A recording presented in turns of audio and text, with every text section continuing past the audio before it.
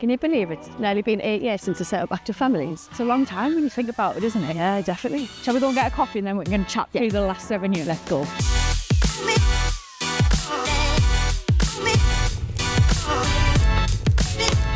Do you ever think about how long you've been doing a job for and you don't really realise how much time has gone past?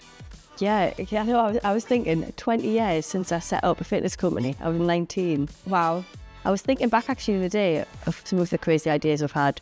One being the wellbeing machine. Yeah. I think the wellbeing machine was kind of a bit of a game changer for us, wasn't it? Tackling health inequalities and trying to make activity as accessible and available to as many people as possible. People couldn't come to us, so we had to find an innovative way of going to people. Yeah, and making every connection count. Yeah.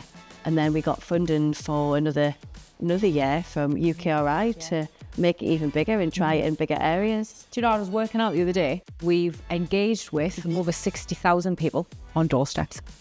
But if you think about over the 2 years, we had over £400,000. Yeah. The idea of what we did with that funding was such a unique idea. Talking at conferences in London, France. Yeah. We get our name out there, and I think we've got a good reputation, and that's an important part as well. I think ultimately we're just committed to making a difference, aren't we? Yeah. And just that is impact in itself. So looking back at some of our awards, the 2022 was probably one of our major or big awards. Yeah. We won, really, wasn't it? I think so. Northern Power Women Awards, that's something special, and got to the final. Yeah. Again, it's one of those moments where you kind of step back and you reflect on what you've done when you do get recognised. Mm-hmm. Are you looking forward to our next steps? Next steps, actually. Funny you should say that. What have you got on your feet? Funny you should say that. What are you doing on Friday? I don't think I've got anything in yet. Fancy a trip to Beamish? Have you got an idea?